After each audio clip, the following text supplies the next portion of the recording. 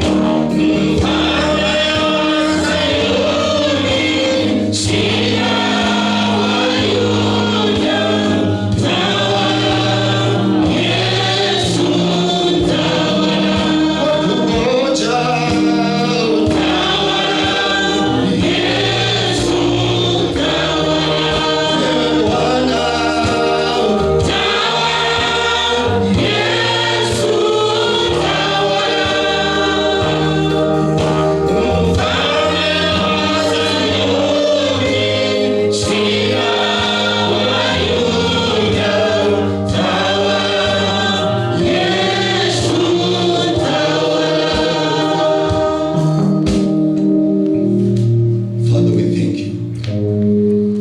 Tuinua jina lako asubuhi ya leo, tukupa utawala katika roho zetu Bwana, ukatawale katikati yetu Bwana, na ukafanye Bwana neema yako ikatufikie kwa njia ya kipekee, ukaashiria mwanga wako na ufunuo wako Mungu wetu, tuendapo kupokea neno lako Bwana, ukajitukuze katikati yetu Bwana. Mapenzi yako Bwana yafanyika mbinguni, yakafanyike katikati yetu, ili jina lako liinuliwe na lihimidiwe, na ni katika jina la Yesu tumeomba tukiamini, amen. Haleluya. Tusiketi tafadhali. Ningetaka tukiwa tumesimama mbele tukampokee mtumishi wa Mungu Bishop Isaac Degwa. Let's put our hands together.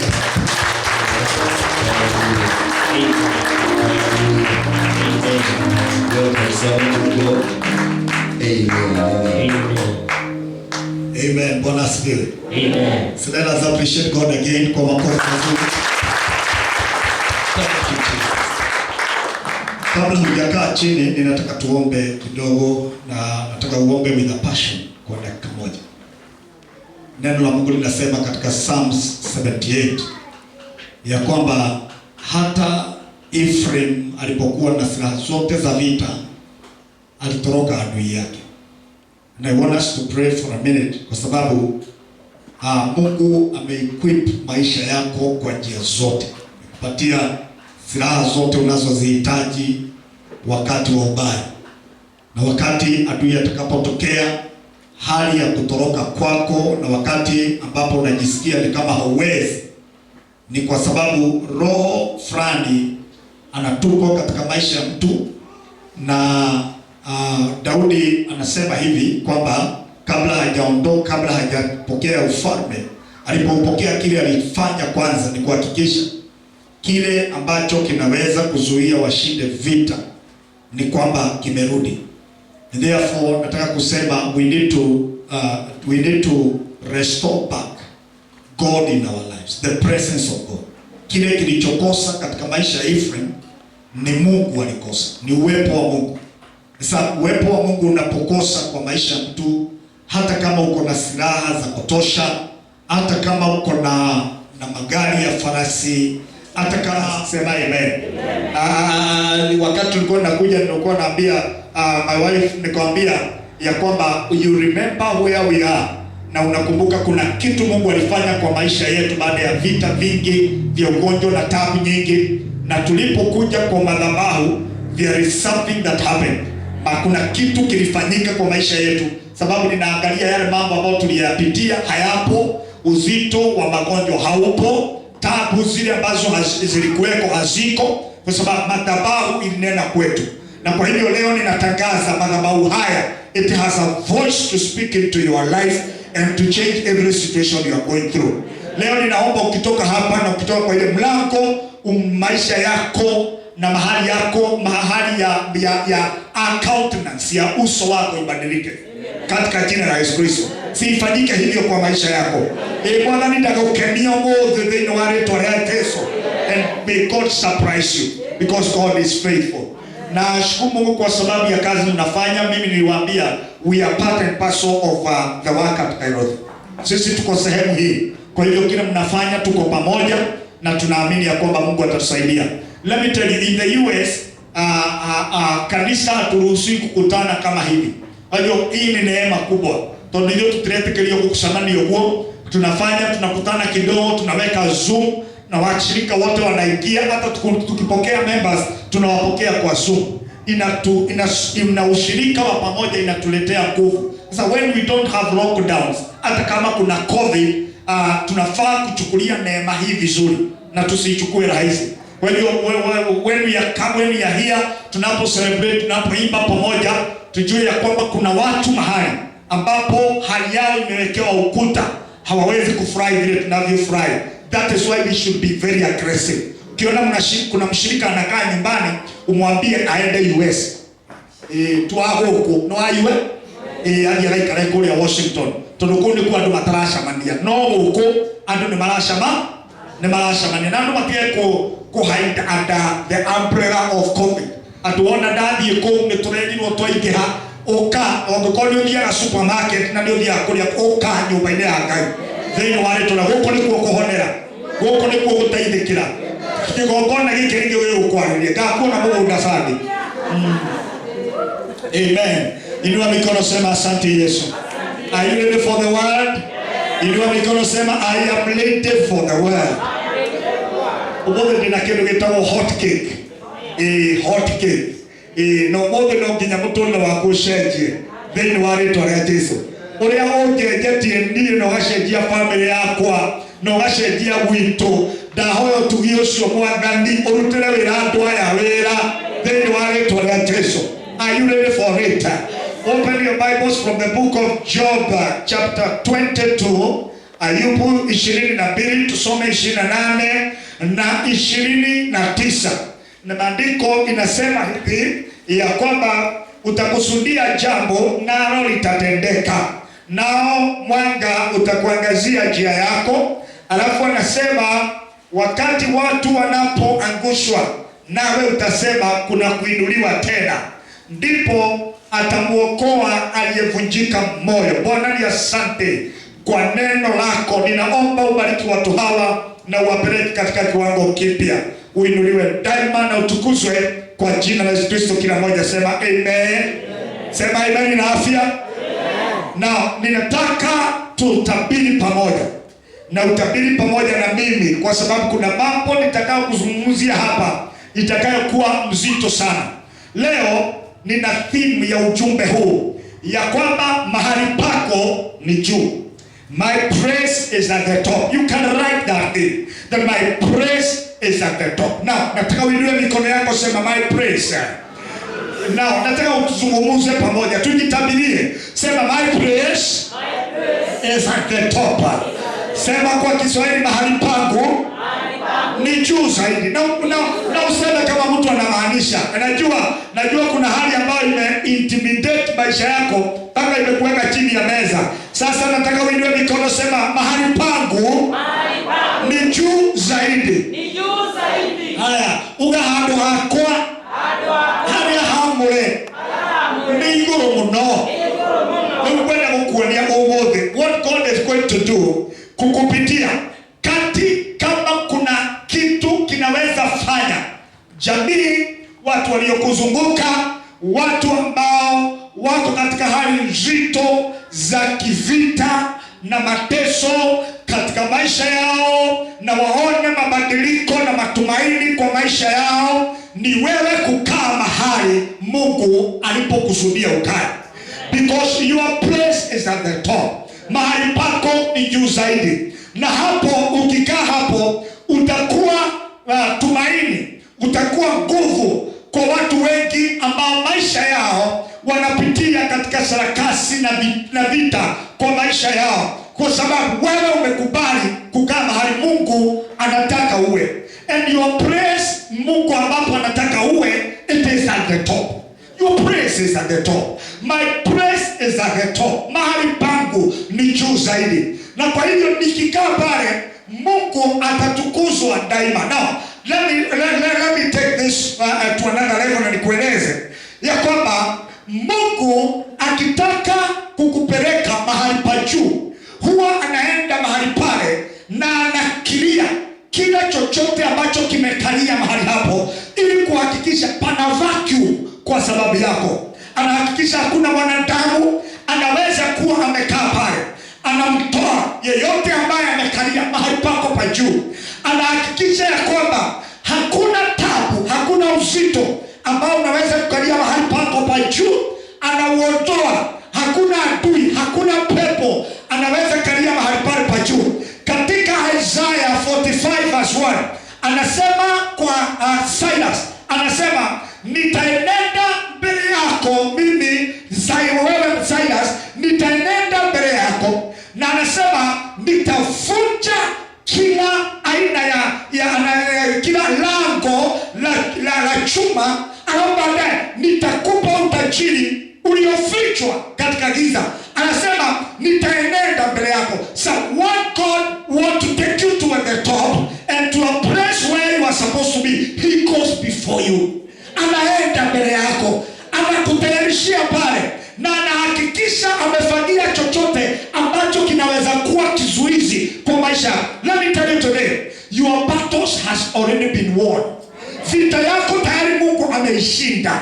Kila malango ambayo inaweza kukuzuia kuingia kwa mahali pa juu, already Mungu ametangaza malango hayo yako chini, ili wewe uingie kwa mahali pako pa utajiri kifedha, mahali pako kiafya, mahali pako kiamani katika eneo lote, because your place is at the top. Leo ninatangaza hakuna yeyote baada ya ibada hii atakaye baki chini ya meza tena, na hakuna jamii yeyote iliyowakilishwa hapa ambayo itakaa chini ya meza tena. Lazima kifuniko cha uharibifu kiondoke kwa maisha yako, na wewe uanze kuonekana. Inua mikono, sema my praise is at the top. You can say it better. Say my praise is at the top. Na kwa sababu mahali pako ni juu, nataka uanze kutembea kama mtu anaenda mahali pake. Anaenda mahali pake prophetically. You need now to start moving in a place where you have been shifted. Because baada ya ibada hii kuna shifting. Kuna shifting ambayo tayari imeanza kufanyika, ya kutoa mahali mtu kutoka point A mpaka mahali point B. And your place is at the top. Now, at the place at the top ni mahali pa juu. Maandiko imesema hivi katika kitabu cha Ayubu. Anasema ya kwamba nawe utakusudia jambo, utatangaza jambo hilo lilo umekusudia, nalo litafanyika. Now we are living in a church which is so prophetic. Ni kanisa la kinabii ambalo kanisa hili linaweza sema kitu na kifanyike. That is the grace of prophetic. Leo pokea neema hiyo ya kuumba vitu katika ulimwengu wa roho na zianze kufanyika. Anasema utakusudia jambo, nao hiyo jambo utalitamka, nalo litatendeka. Today I want you to declare a thing and it shall be established. Whatever you shall say, this is my life. Ukisema maisha yangu sio hii ninayoishi, lakini maisha yangu ni hii ambayo Bwana anafaa niishi, hiyo ndipo itakavyofanyika. Chochote utakachokusudia. Alafu anasema tuende naye. Wakati watu wanapoangushwa, wewe utasema kitu tofauti. Utasema kuna kuinuliwa, kwa sababu kila mahali maisha yangu ni at the top. Hautakuwa ukiangalia watu wakati watu biashara zao zinaenda chini kwa sababu ya COVID, wakati watu wanapoenda katika jamii zao ziko na shake up kwa sababu ya lockdowns. Wakati mambo hayo yanafanyika, wewe utasema jamii yangu, mahali pangu kibiashara, mahali pangu kifedha, it is at the top. Manake wewe hauoni kuanguka huko, unaona kuinuka kule. Na kwa hivyo kila wakati watu wanapoangushwa, wewe utasema kitu tofauti. Wakati unapojipata chini, unasema kitu tofauti. Ya kwamba ingawa niko chini, my praise is at the top. Ingawa sema my praise, I can't hear you. I can't hear you.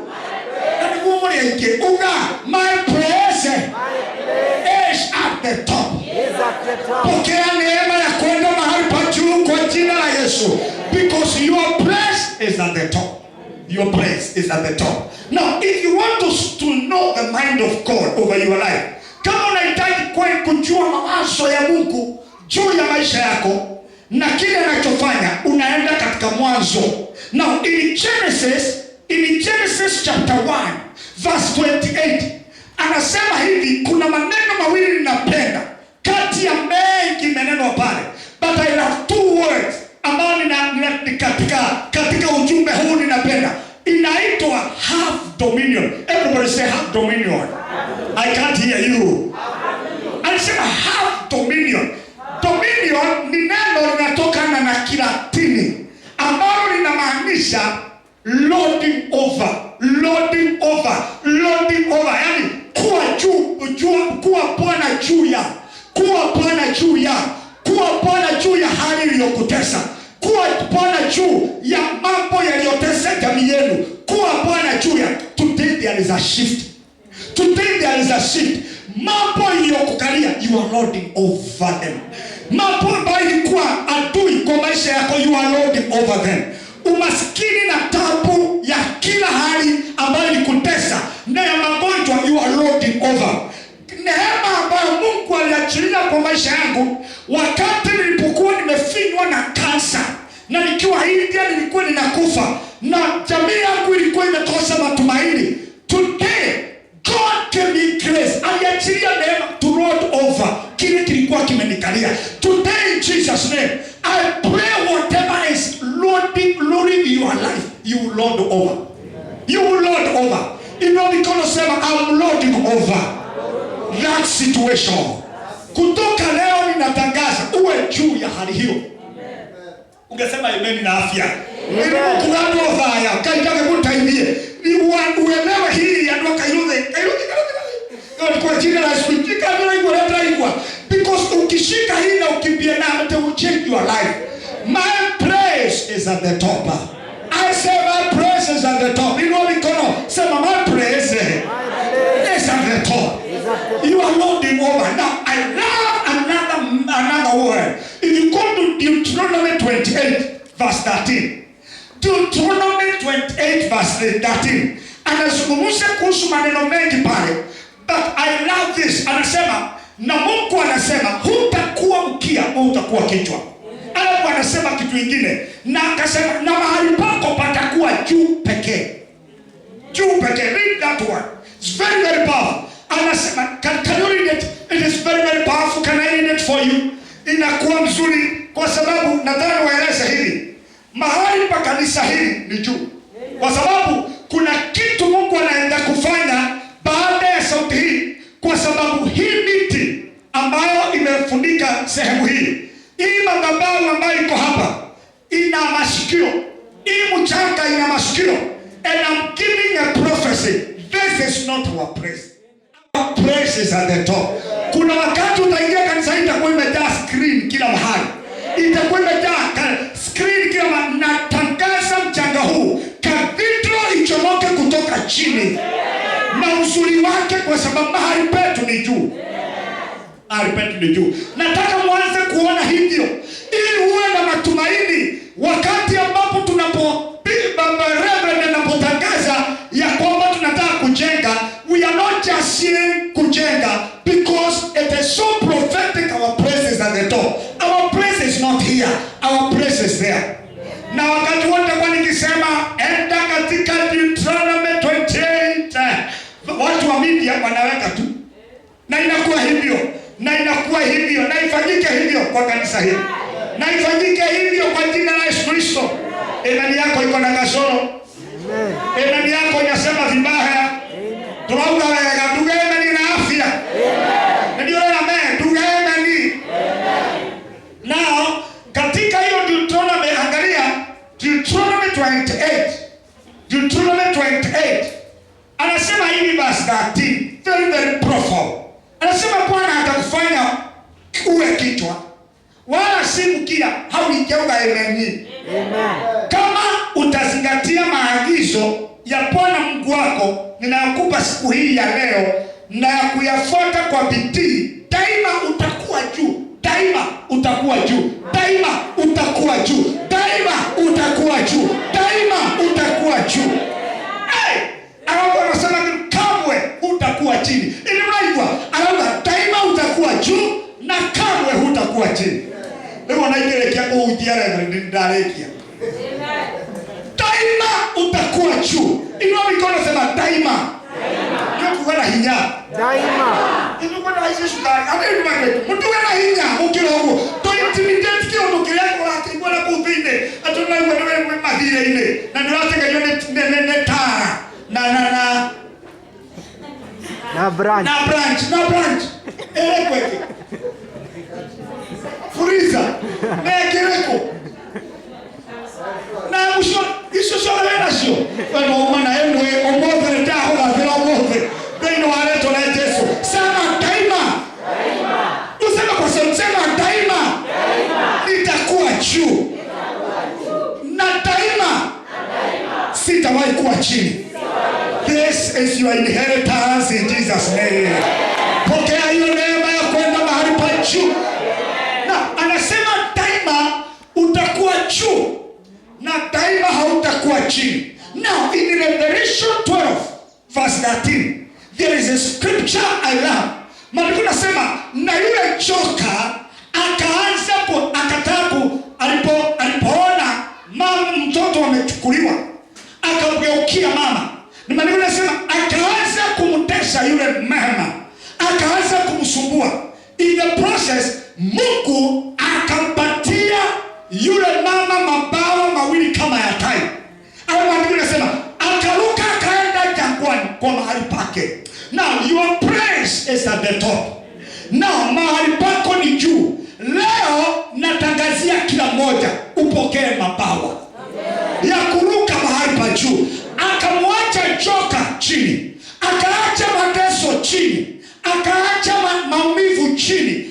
Joka vile alivyomtesa, maana nasema Mungu amempatia huyu mabawa ya tai na ameruka, ameondokea tabu na ameenda juu kwa mahali pake. Today I pray you may be shifted. Pokea mabawa ya kuruka, utoke kwa tabu, utoke kwa kilio, utoke kwa maisha ya chini, utoke kwa maisha ya limitation na uende juu kwa mahali pako. Your praise is at the top. Lift up your hand and say, my praise. I can't hear you. Say, my praise is at the top. Now, let me take this message to another dimension, because ninataka kuzungumza kuhusu vitu kama vitatu hivi ambavyo huzuia mtu kwenda kwa mahali pake, na leo tunavunja leo. Yaani chochote ambacho kitasimama mbele yako lazima kiangamie. Lakini wacha nishughulikia ya kwanza. In the book of Genesis 27 verse 40. Now, Yakobo Isaac anazungumza vitu fulani.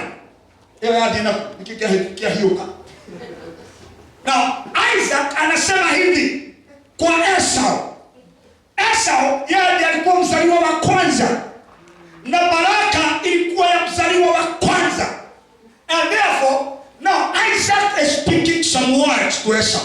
Anamwambia, enda unitayarishie chakula, unitengenezee kitoweo, uinde unitengenezee nyama mzuri, and I will bless you because your praise is at the top. Lakini yeye Esau anaenda anatayarisha, anafanya mambo yote, anahakikisha kwamba ametoa na amepata mawindo, amekuja ametengeneza nyama na ameletea baba yake, na kufika kwa mlango anasema hivi, baba nimekuja. And then alipofika hapo na kusema baba nimekuja, Isaac akasikia hiyo sauti ni ya Esau bwana. Now akasema, oh my God, ni nani? Huyo ni Esau mwanangu. Asema ndio baba, nimekuja vile ulivyonituma. Bila kujua between mahali ambapo baba yake alipozungumza nitakubariki, kutoka hapo na kwenda mpaka mahali ambapo atainuka, kuna vitu vimefanyika hapa kisiri ambavyo vinamletea disappointment kwa maisha yake. Na leo nimekuja na upako fulani ya kuwafungua watu ambao wamesuffer disappointment in their lives, ya kwamba wamefika kiwango ya kwamba mahali Esau alifika, amefanya kazi, amefanya bidii, amekuwa mwaminifu kwa fungu la 10, amejitoa kwa kazi ya Mungu, lakini at the end of the day the place at the top never find him. Anakuwa disappointed kana Esau. Kuna watu ambao they have labored in vain. Kuna watu wamefanya kazi, wamejitoa, umeenda milimani, umeombea jamii yenu kubadilika, lakini bado haijabadilika. Leo there is grace to give you rest. Nasema amen. Nasema kuna neema ya kukupatia pumziko kwa watu wote ambao wamekuwa disappointed kama Esau. Aliyefika baada ya bidii yake ikafika na akawa hawezi kuendelea, anaambiwa maneno haya ya kwamba hakuna baraka imeenda. Nani alikuwa hapa mbele yako na tayari amebeba baraka yako? Akasema noria mama taikara guere winde kipira pogo kihoga merovi ili nikuletee baba na ile kazi yote na miaka yote ambayo nimekulisha. Nauliza unasema nini? What are you saying? Eleza kwa lugha ninayoweza kuelewa. Unawaki na hado kenda igorole kweleza. Yaani kwa ya mwana nitielewa. Dilewa. Umewahi kufika kiwango cha mtu amekaa like a certain lady ambaye amekaa na mume wake for miaka, alafu baada all of a sudden somewhere in Nairobi, alafu baadaye siku moja na matia heta netie akiroa kegwe ni tona tutigiturania utugi na wendo ni wathira. How long mundu anyanya kwera kogwe atrere jeredana rugatrewa aruga tera nejo wote mundu hahotoro wakinya hau ukaigwa kinya hako etinia vanish mundu waku ukaigwa kinya ruga dranyite kana dranyite kireo hali ambayo inaeleza vile ambavyo unafaa mahali unapokuwa haiwezi, hakuna language inaweza kuelezeka. There is a place of disappointment. Today I came to speak to that person. Omo ni wale tore Jesu kigongona giki nigi kwariririe na gikuruta rungu rwa disappointment wa parario ni hando iguru ili mareu ndoka gugucokora thini wale tore Jesu gukwira kweka yuraweciria. Sema imani na afya. May God take you to a point whereby you'll have a language to explain what the goodness of the Lord. Anyone to declare. Psalms 46 verse 8. Anasema that kujeni muone matendo ya Mungu vile ilivyo. Tena utakara kanwa gaku gatika mashugo shio kuma umuthi ati ndio lagato ukai muone oyaka yekete, because from today God is giving you a testimony. God is giving you a testimony from now in Jesus name. Hapo anasema tena na baba yake anasema kitu fulani. Anasema Esau, juu ya milima kule kumekauka, itakuwa ni sehemu yako. Aweza kula nikoje roho ndio kwela. Amwambia tena utaishi ukiwa mtumwa wa ndugu yako milele. Lakini siku utakapochoka na hali hiyo, siku utakapochoka, akasema ya kwamba you will have dominion. Utakuwa lord over the situation. Leo ninaomba neema ya kuchoka na hali fulani kwa maisha yako ikujie. Akikono hiyo mtu leo tu ndio unaoikara umoja amokira menoga. Ya kunoga ni hali hiyo. Ya kunoga ni shida ya kuambia school no university ogo. Igoka na hii. Igoka na ndeshi. Oh monte wana ni shida ya kweli no should celebrate. You never celebrate anything from your children. Today we are getting tired of every situation. Akasema when you get tired, you will not over. You have dominion and you shall break the yoke. Everybody say the yoke. I can't hear you. Need yako iko. I don't want yoko. You want to breakfast. Don't you let the yoke. Try to intimidate them. Say the yoke. Now, one of the things ambazo ni adui wa kupanda kwako mahali pa juu anaitwa nida, anaitwa the yoke in your life. Kile kilichozuia Esau aende juu kwa mahali Mungu alitaka awe ni kitu kinaitwa the yoke. Now, there are 3 dimensions of the yoke. Ulia vile yoke, vile nida inavyokuja kwa maisha ya mtu. Na nieleza hivi, nida ni kitu ambacho huwekwa katika shingo, katika maisha ya ng'ombe. Anawekewa katika shingo, maana nasema ya kwamba na ng'ombe asizuiwe kula mavuno wakati wa kuvuna, maana alipanda. Manake watu wanajua kuweka ile matamu. Wanafunga kichwa chake, wanafunga shingo yake ili kumwekea kwamba hawezi kula mavuno kwa sababu alipanda. Yule aliyepandia yeye anafaa kula mavuno. Paulo anasema hii haikui hivyo. Kila mtu akule jasho lake. Omoda dahoya mwadani akulathime. Na every yoke that is thrown into your life inayozuia ukule mavuno ya kazi yako, leo hiyo that yoke must be broken. Now, whatever the yoke inaweza kuletea mtu limitation. The yoke inaweza kuletea mtu uzito wa maisha. Inaweza kufanya mtu atembee polepole, anafaa kuwa kwa speed. Today, I break the yoke over your life. I say I break the yoke over your life. Chochote ambacho kinazuia uwe pale, it must be broken today. Because this altar is speaking over your life. How can I say something? There are 3 dimensions. Kile kilichofanya the yoke ije katika maisha ya Esau inaweza kufanyika kwako. Number 1, andika hii. How the yoke comes into your life. Number 1, Esau ndiye aliyekuwa chanzo. Yeye ndiye aliyejitafutia nira kwa tabia zake. Now, tabia zako zinaweza kutumiwa na adui kufunga maisha yako. Your lifestyle.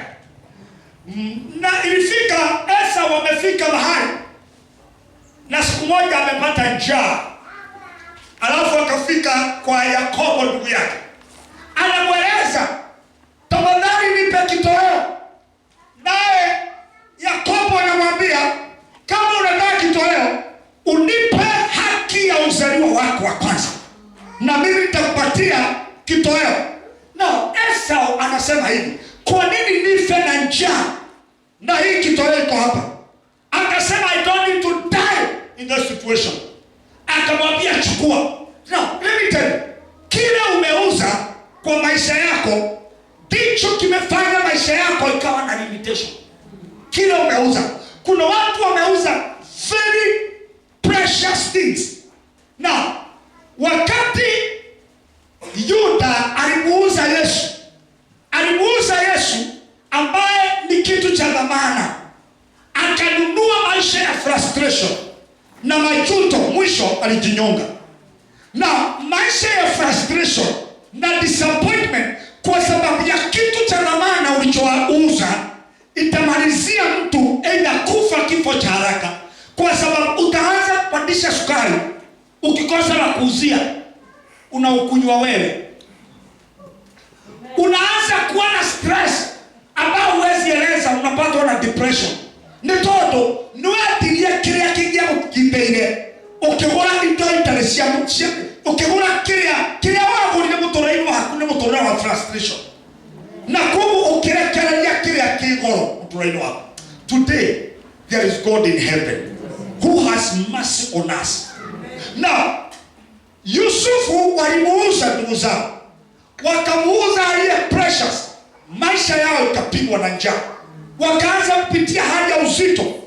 Now kuna watu leo, juzi natembea, sikujua Nyeri inaweza kuwa na mambo haya, lakini tumetembea na askofu pande ile ya chini usiku, na ninashangaa naona wasichana wako kwa barabara.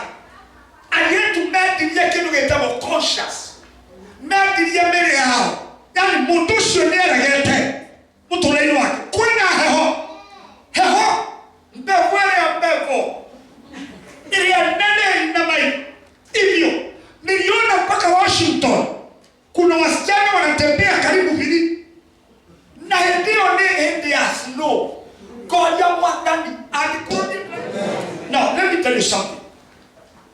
Na niwaambia hii, sikuwa nimeamua kuambia hii, but the Spirit of God is bringing this. Maandiko inasema Kristo alikuja kutafuta kile yule, sio yule, lakini kile kilichopotea. Na ni kile alipomtafuta yule aliyepotea, hata kile mtu alikuwa amepoteza akaja kukitafuta. Kile mushaje kile watete ini wajua wega anamushaje we na kile watete alioka kukisharia. Now kiwake wote kile watete, then Romans 3:23 anasema maana wote wametenda dhambi na kupungukiwa na utukufu wa Mungu. Sasa kila mtu alipoteza kwa maisha yake ambacho kinafaa kumweka juu ni utukufu. Now komatoni amengile yomodi weigoro haya igoro, because a praise at the top is a praise of glory. So he stole the glory through the lifestyle of sin, kupitia kwa tabia ya dhambi. Now Kristo alikuja kurejesha utukufu huo kwako, kwa sababu mahali pako ni pa juu.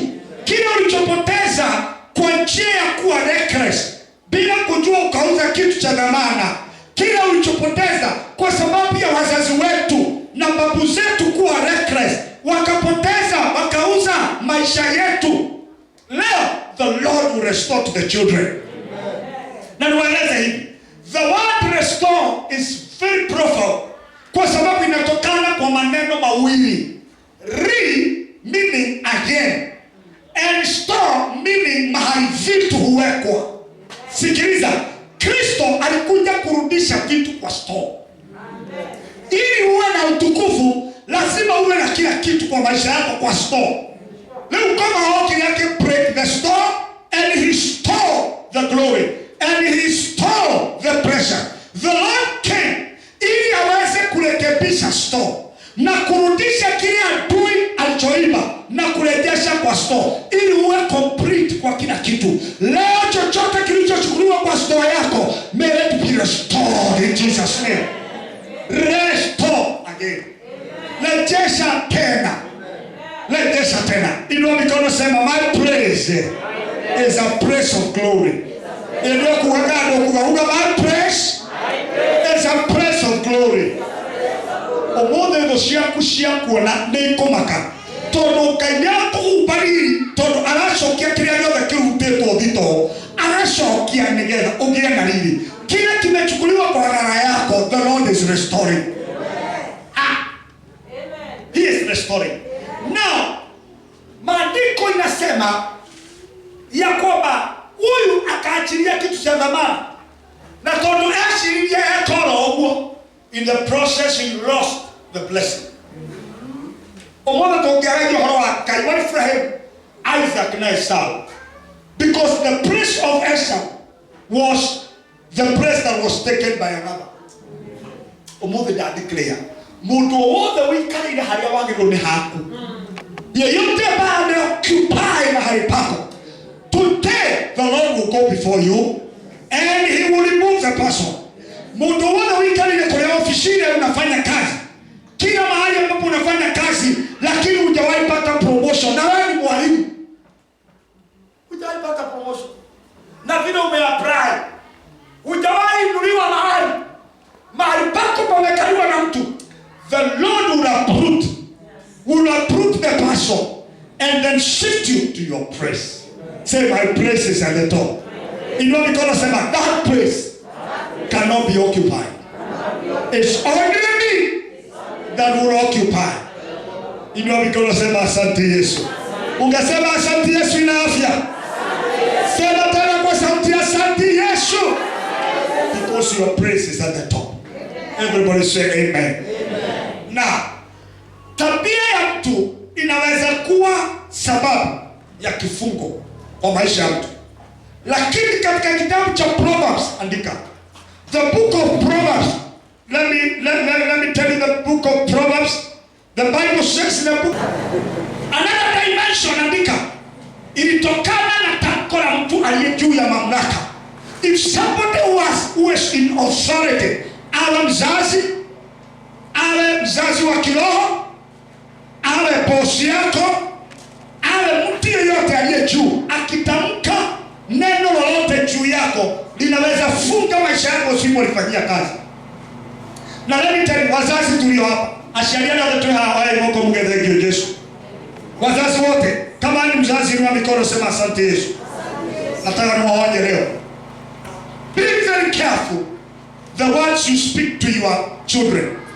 Hata wakati umepandisha sukari, tonushana hutienda hatoheteria umothe ikeshiria kwanye igoro ria mwana wako na niye ndiro hamutorera wake na niye gaorera. Let me tell you, you should be very very careful the words you speak to your children. Let me tell you, kuna mzee fulani kila siku alikosewa na kijana wake, na alimwambia, let me tell you son, alikuwa anapenda huyo kijana kwamba akimfrustrate akaigwa nigetha agaroroke no kinya hamotishe. Anamwambia habari hiyo, akifanya tena habari. Siku ya mazishi, alikuwa kwa mazishi, alisema hivi mbele ya watu akiwa, oh my God, mimi ndiye nimeua mtoto wangu, it is the son that I love. Lakini maneno ambayo kila saa alikosea, nikamwambia nitamzika, leo ninamzika. Alipata accident mbaya akafa, mimi ndiye ninamzika leo kwa sababu ya maneno nilionena. Let me tell you, maneno in the book of Ezekiel 2:2 inaumba mambo. Maandiko yanasema aliponena roho akaniingia. Roho, maneno hubeba roho fulani. Inabeba roho wa mauti, inabeba roho wa uharibifu, inabeba roho fulani. Ukianza kuzungumza juu yake, mtu yomwe ambaye ni mchungaji fulani, mke wake walikosana vibaya, lakini alimwambia maneno haya, akamfungia jicho namna hii, akamwambia nikafaikia hikilio ni murevi gukira kuhikio niwe. Akawa muthuri atona mundu wa Ngai akanyihia, akialia reke muthuri ucio ekorire urevi-ini, akaacha Mungu, akaacha wokovu, akajikuta kwa ulevi, akiwa na kunywa pombe. Alisema ni my wife, ni mtumia wako ma kile ya kumore video yo karemo. Wewe mzee nilienda juzi kumtembelea, na huko nikienda Nakuru kwenda kumtafuta mahali mbali sana. Nikamwambia my wife, dad, sema ni ana Kimani. Dad kumuhoya kufujaga odosho. Todo niundo liu eko ni atigiri tugatara muhujia munene muno. Agetiga liu ekiraga gambuti kinya kwena riwa. Aikarete na kuu na kuu chini ya na kondeine. Ni kwa raremia na ni matigana na mutumia. Manake juu ya maneno unaonena juu ya watu. Be very careful. Ni maneno Isaac aliyotamka juu ya Esau. Wewe utakuwa mtumwa wa ndugu yako. Kule kumekauka ndio sehemu yako. Hiyo maneno ndio ilifanyia kazi. Today I came as a prophet. Maneno ambayo Yakobo alinena kwa Ruben, akasema wewe maisha yako ni kama maisha isiyo, it is an unstable life. Utakaa kama maji ambayo haiwezi tulia. Wakati Musa alipokuja akasema ya kwamba na Ruben aishi na asife. I have come as a prophet today kuongea kinyume na maneno baba yako alionena kwa jina la Yesu Kristo. I declare ishi na usife. Dawaleke utawale kwa jina la Yesu Kristo. Kuna watu leo tumeishi katika limitations kwa sababu ya maneno ya expectation ya wazazi wetu ambao wali expect mambo makubwa katika struggle zao, lakini hatukuperform masomo. Agora kaikiogoya kano sho takogo. Ndio naona ukorete ukajuko kwa takano sho. Tono kweshi washia ndio na mudhuri. Ali na mamlaka igoro yako. Maisha yako imeharibikiwa. Nimekaa na watu US. Leo wanaogelea kwa Torah, but they cannot build their lives kwa sababu ya maneno inayofuata nyuma ya wazazi. Leo I came as a prophet again to declare those words that has been spoken against your life. We are arrested. I say we are arrested. Lakini mbele na mimi naongea hii maana Susan Dawodi kwa haisheni ya sukari. Manake hivyo kweli. Anija la kiama. Susan nitana kuona. Ndasha manete la ile maike. Oke sharia. Eto kwa sharia na sharia. Na ukishalia mondo gatayate kando le eto hapo kishamambia kwa na tarehe. Kila msichana uliyouliza onatumia mweha na mundo letea hali kwa yawa haitoteire ogisharia waku mwega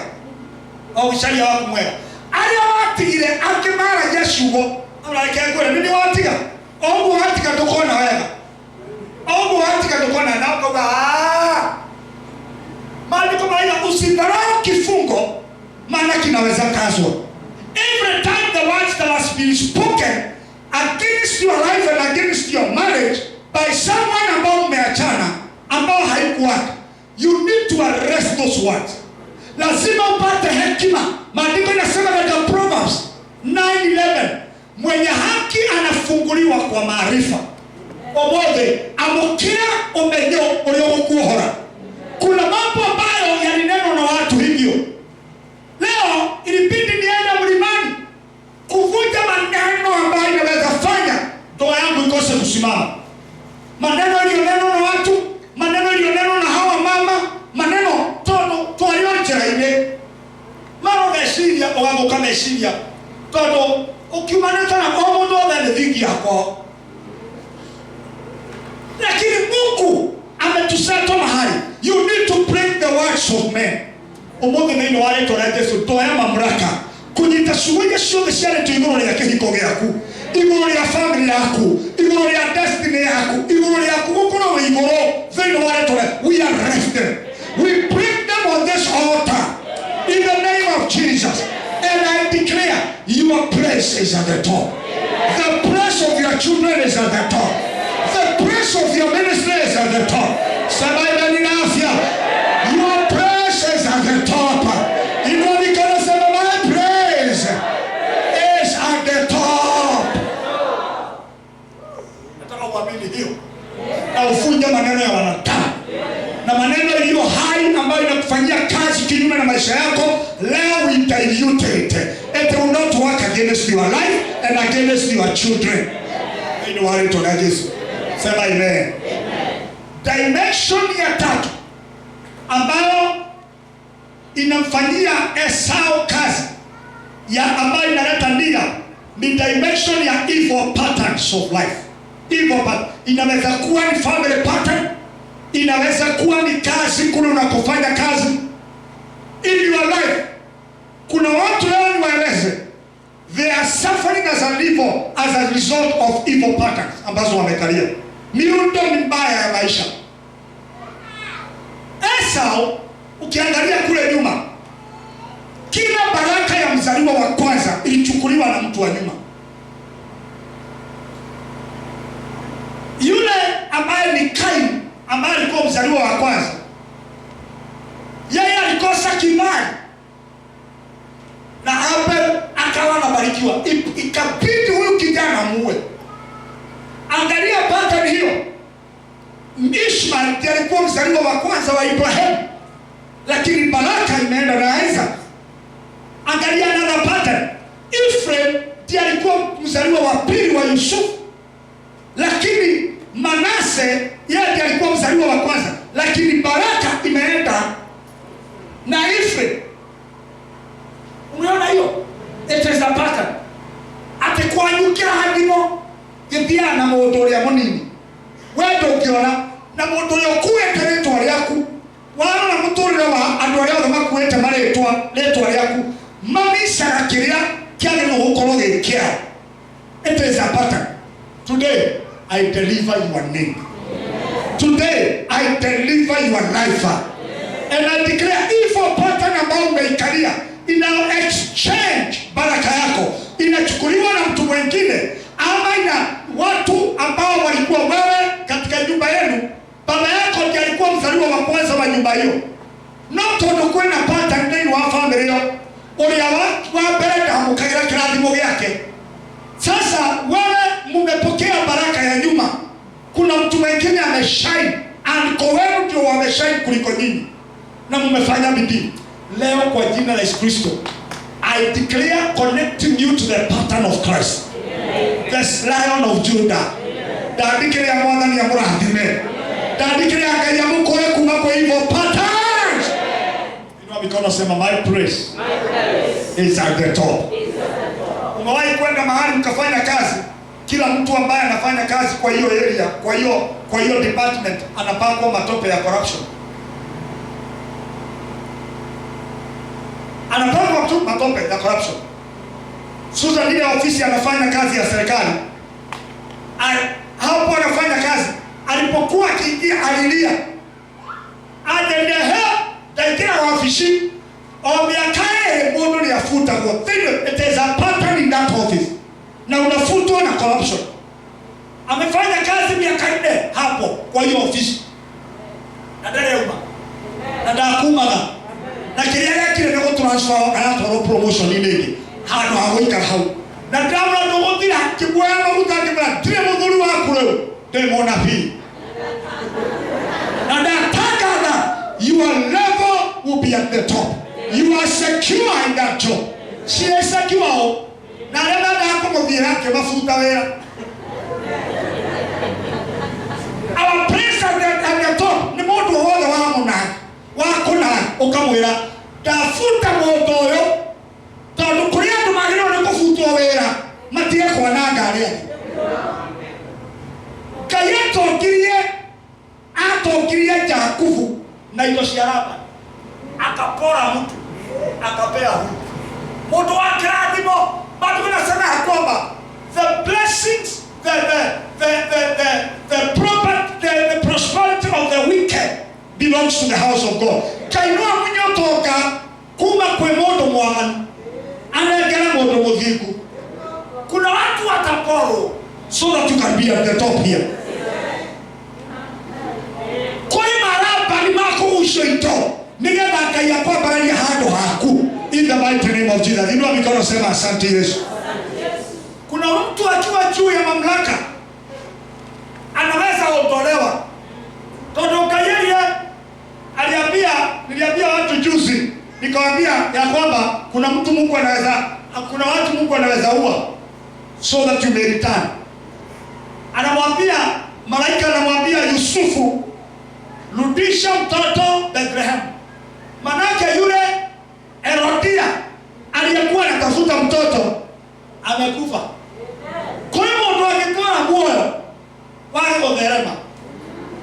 Kwa hiyo ndo ukitoria ito utoka wale Gotherema. Todo alikosio atuna na mtola mashira ini tondwe na indo. Mame goda. Leo kai no kinya hola yotoka. Au hoka awe kule hawaki. Tokinya kuwa mwele no akuwa bili. No abiane na limu. Omole da hoya yeyote ambaye atazuia wewe uende at the top. May God approve them in the name of Jesus. Inua mikono, sema my praise is at the top. Any evil pattern unaoikalia inayozuia uende juu, leo na ife leo kwa jina la Yesu. Kwetu kulikuwa na pattern mbaya ya kansa inakula watu. Mimi ndiye nilikuwa mtu wa mwisho, lakini Mungu akaniinua. Yule ambaye amemeswa na kansa tena ni my cousin. Tulipomzika nikatangaza kuumane ogo wadiko ndio dawa ikorokia, hivyo ndivyo kansa imeisha kwetu. This pattern will not kill us. And let me tell you, someone who was in Nairobi hospital, one of our cousins, kemodika aliokira na kansa ikakilia kwa mwili wake. Todo kwe pattern siagero leo diko omothe nigetha wamukire kirathimo giaku na uthie haria hawagiriro ni guthie. Inua mikono, sema my praise is at the top. Sema amen. Inua mikono, sema asante Yesu. Sema tena kwa sauti, asante Yesu. Let me finish with this. Nimezungumza kuhusu nira, nimemaliza. Wacha nizungumze kuhusu hii ya pili, sitazungumza ya tatu. But come to Zechariah 5, chapter 5. Zechariah chapter 5, maandiko inasema hivi, Mungu akamwambia Zechariah, unaona nini mbele yako? Akamwambia, ninaona kitabu. Akamwambia, hicho kitabu kimeandikwa upande mmoja na upande mwingine, ya kwamba laana lazima itafika katika hema ya mwizi. Akasema kama vile unavyoona hiyo kitabu, maandiko yanasema hiyo kitabu ikapuruka kwa hewa, alafu ikienda juu, na akasema laana ndivyo ilivyo unavyoiona kama hiyo kitabu inaenda juu.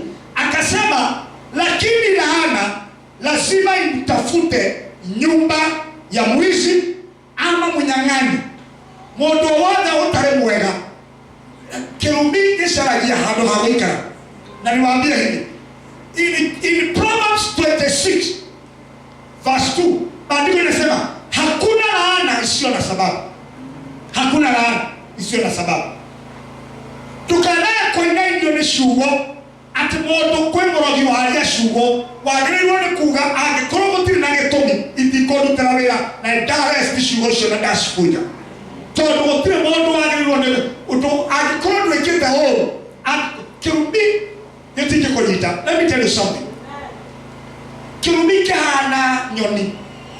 Unaona kitu ambacho kinakaa kama ndege huenda juu, lakini wewe unaenda miguu. Sasa laana ambayo huenda kwa hewa inaenda speed mbele ya mtu. Mtu kama ndege vile inavyoenda kwa iko hapa ina masikio, hii mchanga ina masikio. And I'm giving a prophecy. This is not our praise. Kwa hewa huwa inafika US tunaenda. Mimi nilifika New York, nilienda masaa 13. Masaa 19 juu. Nikatoka Doha, au nikachukua masaa mengine. So 19 hours niko juu. Wale ambao unatembea na miguu ama na gari ili uweze kwenda mpaka ufike huko, utatumia miaka, lakini ndege imetumia masaa 19, kwa sababu kile kinachopitia juu kina mbio kuliko yule anayetembea miguu. Laana ina mbio kuliko mtu anayetembea, na inaweza kimbia mbele yako kukugojea. Lakini laana hutafuta sababu Ikipata nyumba ya mwizi inaingia kwa hema hiyo. Ikipata nyumba ya mharibifu inaingia kwa hema hiyo. Omothe kwenda kugo angikoro kuri irumishi kumeta thutha no igirie we kwa batahandu. Sema amen. Amen. Lakini ili laana isiwe na sababu kwa maisha yako, lazima uishi vizuri. You need to live right. Ili laana ya kijamii, Biblia iko na laana zaidi ya 646. Ikigawanywa inaweza kuja vikundi 9. Mungu akikuokoa na kuokoa kutoka kwa laana ya sheria, lakini laana hizi zingine za kizazi, za watu, za manabii, za nini, unaweza kufanyia kazi kwa hekima ambayo Mungu amekupa. Sema amen. Kwa hiyo ili laana hiyo yote isifanye kazi kwa maisha yako, you need to clear any reason for you to be cast. No mothe kwenda kuga kirumi kiria kiumete kwa nyinyu thutha gitiga kunyitawe. Yakinya mwako ni wa ciana ciaku gigakoraga kihingo kia uthiku thiini wa ritwa ria Jesu. Gia kwenda Ngai thiini wa ritwa ria Jesu, so that your praise will be at the top. Inua mikono, sema asante Yesu. Ongeuga ringi. Asante Yesu. Ongeuga na hinya. Asante Yesu. Ongeuga na hinya. Asante Yesu. Tarikia na kiwe. Ego roho mutheru wake ateithia kurikio. Andika hii. Ondo ndarikia gya gatatu kugutiga hani. Andika hii. Nguvu za mwanadamu. Jambo la mwisho, nguvu za mwanadamu.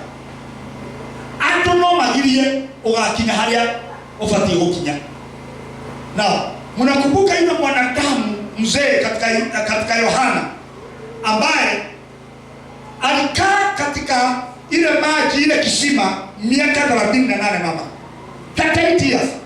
Yesu wakati alipokuja akamuuliza, mwanadamu unataka kupona? Alisema nini? Alimwambia, Bwana, mimi nikitaka kujiingiza ndani, kuna mtu usimama mbele yangu. Alafu wakati nimepata nguvu nitafute mtu wa kunisaidia, watu wote wananiacha wanaenda. Hapa hakuna mtu wa kunisaidia, na yule wakati ambapo nimepata nguvu kuinuka ninazuiwa na mtu. Omothe kwenda gutangatha mtu wote ukirugama mbele yaku kugiria ukinya haria Ngai endaga ukinye. Omothe thiini wa ritwa ria Jesu, he shall be uprooted. Ndakwenda kwayo no ndia kumunywo ni kumunywo ateo wajia. Mundu wote ugiragia uthereme we mwarimu kana we office-ini iyo no akorwo weke hingo tondu ni education officer amunyo atworoka wakware nigetha uthereme. Tandikiria mundu wothe, whoever is fighting your life and the life of your family shall be uprooted. Isaac alizuiwa na wanadamu, akina Abimeleki na wengine walimsumbua Wafilisti, lakini alipoona shida zimeingia akachukua dhabihu, na maandiko inasema akaisimamisha madhabahu mbele za Mungu. Maandiko inasema Mungu akampatia amani na maadui. Siku moja Abimeleki alipoona huyu hazuiliwi kwa sababu mkono wa Mungu kwa kwake, alichukua maafisa wengine wakakuja kumuona makina ketine todo aderemete atoka kijakiti yake yarugiro ta Paris akiulia ni alikosi obeketini kwa shida bonana na CCTV ni alikosi obeketini dona akironia Abimeleki akero marenda keboko akiwa nena kaingere no maugera ketini ya marenda maugera te. Isaac, tumejua Mungu wako ni Mungu. Sisi tumejua hatuwezi pigana na wewe. Please fanya amani na sisi na uwape ya kwamba hautawahi kututendea mabaya. Daho ya doshaku ile igothiagira ile isharagia ogothiratia omothe kigokona geke kiarie iguru riaku. And your enemies who block your life and they block your family's setup. Today in Jesus' name, ninatangaza waanze kufanya amani na wewe. Ndio maana kama iguithania na Ngai na nĩ agũtũma thũ ciaku igĩe na thayũ. Akĩmenda thĩinĩ akĩmarugĩra akĩmera ĩtithaya mũrenda kĩrĩei marĩire andũ acio mokĩra hau meciria makwanũrwo makĩrwo twĩna thayũ na gũtirĩ mũndũ na mũtikanageria mĩtugo ya mũthemba ũcio rĩngĩ. Ũmũthĩ ndandĩkĩrĩra may the altar defend your cause. Kila mwanadamu ambaye anaweza kuzuia wewe uendelee aondoke kwa njia yako. Inua mikono, sema asante Yesu. Sitataja makundi ya wanadamu ambao naweza taja kama makundi kama 6, lakini wanadamu wanaweza zuia maisha yako. Ni mwanadamu alionea. Kuna wengine wanaweza kukuonea huruma. Kuna wanadamu wa huruma, lakini ndani yao wamebeba broka. Alikuja kwa Yesu akamwambia Petero, ati Bwana, Yesu anasema naenda Yerusalemu, nitashikwa, nitapelekwa. Akamwambia Yesu, hilo neno unalonena usitaje neno, lisifanyike kwa. Ambiwa rudi nyuma yangu Shetani. Kwa sababu kuna watu wakionekana ndani yao ni kukuhurumia, lakini ndani kuna pepo imewaingia ya kufunga wewe uingie kwa mahali pa juu. Dahoyo modeka yako has a spirit of discernment. Kuna watu wa kuwa rebuked. Kuna watu wa kukemewa. Ondoka katika njia yangu ili niweze kulipa gharama. Sema amen. Sasa hii tuna fundraise ya kuinua kazi hapa. Na wewe kama uko mtamuhoda. Ndio kuona watu huko igwera. Watu wakuonea huruma ili usipande. Wewe ndio umemsikia Mungu. Ndio unakuta Ibrahimu ilibidi achukue awaache mke wake. Amotigana na kamari anaenda kuweka. Ni Isaac anayekonta. Omodo ndahoya atone huko igwera atuona kaundu Ngai akwaririo kama kwera mwana ni tondu no araja gukire kuhitukira kuri andu ri na nini ndakuigwa ri reke njori andu ndio kuigwa wana andu bakora I rebuke you. Iyo kindo raigwe tikai iyo ni Satan. Maana ni Satan, kumbe watu wamebeba Satan ya kuzuia wewe uende mahali pa juu. Kama Yesu angemsikiliza Petero, hangeenda msalabani na leo hatungeokoka. Kwa hiyo huko igwera mbele, rudi nyuma yangu. There is a price I have to pay ili niweze kufika mahali pa juu. Inua mikono, sema asante Yesu. Ndandikire ya thĩinĩ wa rĩĩtwa rĩa Yesu twamũkĩre ũtugi wa Ngai wa gũthiĩ level ĩngĩ. Sema amen. Mũndũ wothe wa kũgirĩrĩria okĩte na tha, arĩa angĩ mokĩte na ũru, arĩa angĩ mokĩte na njĩra iria magĩũka nacio, Ngai arokuhe the spirit of discernment. Watu wasikuzuie. Nimetangaza mambo matatu. We are breaking the yoke ambayo inazuia twende juu. Number 2, nimesema we are breaking the curse. Na si kuivunja tu, hata na mashina. Sema amen. That is why maandiko maraiga ati yani ukikata mti ukikatwa kwa pumzi ya maji, maandiko inasema unaweza chipuka tena. Ukikosa kung'oa laana mpaka kwa mizizi, inabaki umeikata, na baadaye sio sema I break the curse na inavunjika juu. Lakini kama hautang'oa, unaweza kasirika siku moja tondu mundu ni wakurangara ngoma kona kanya ka kirumi nikiraga murango ha kuingirira mae macio mari frame ya kirumi kiria na kirumi no kiraizi ringi umuthi ndandikiria kiria wa munya gitigacoka ringi. Thĩinĩ wa rĩĩtwa rĩa Jesũ, sema amen. Unafaa kuchomoa mpaka kwa mizizi ili kila laana iliyo na mizizi ivunjike leo, na finally wanadamu waondolewe kwa njia yako ambao wanaweza kukuzuia. I declare your praise is at the top. Inua mikono, sema my praise. Ndio kuga rĩngĩ nduge na hinya ũkĩroguo tũrauga rĩngĩ sema kwa sauti, sema my praise is at the top. Inua mikono, sema mahali pangu ni juu zaidi. Sema mahali pa mchungaji wetu na familia yake ni juu zaidi. Sema mahali pa watu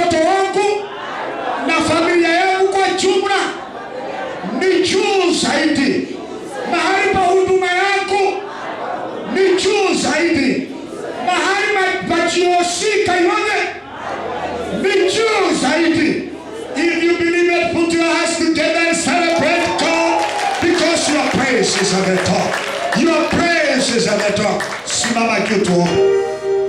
Your praise is at the top. Now let me tell you something as you stand. Wacha nitaje mambo haya. Mtu akiwa mahali pa juu ni mahali pa mamlaka. Ukasema amen. Ni mahali pa utukufu. Omodeke kweli. Damutangalia tarudone. Ninaona siku hizi wadada mmebarikiwa sana. Amen. Ukikosea kama vile nilikosea siku moja, nikaenda kwa kabedroom kingine mama anakuwa nako sigiagi sana. Kidiki korana no maita ndo na mbotu biona ni arashejia tio ri arare anakalia guthakaraga iko imwaro waithito no ri awari kidiki korare ndakora kweto nyamoto ike atumia mekereta ko kama utaka twake twahumba mundu ririe na atumia ni mamenyete oguo. No, let me tell you something. You don't need mafuta haya yote uwe na kautukufu. Your praise is the place of glory, and it is already secure in Jesus' name. You know, because my praise is a place of glory. Now, mahali pako pa juu pakiwa na utukufu ni mahali pa mamlaka pia. Mtu akiwa mahali pa juu anaweza kuamuru vitu akiwa mbali na zinafanyika. Yesu aliambiwa na mtu akida mmoja, akaambiwa uhitaji kwenda kwangu, unahitaji tu kusema neno, kwa sababu uko juu ya mamlaka na kitu kitafanyika. Leo chochote utakachotangaza hapa utakikuta kwako kwa jina la Yesu Kristo. Ukitangaza utajiri na iwe hivyo kwa jina la Yesu. Ukiamuru maskini utoke kwako na tukaokole moshie zaidi wale tulendezo na ifanyike hivyo. You are in a place of authority. Mtu akiwa mahali pa juu anaweza kuamuru vitu akiwa karibu. Yesu aliapia wakati mitume walijaribu kufukuza pepo akakataa kwenda, lakini Yesu alipofika pepo akatoka.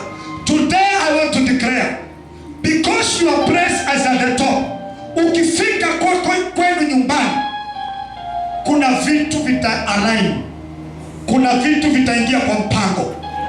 Watu hawatafanya mkutano kwa jamii yenu nyumbani akotare kuo tondu maringa jorogea tari haha gotiro notogeka, because when you come hakuna makelele. When you come there is no strife.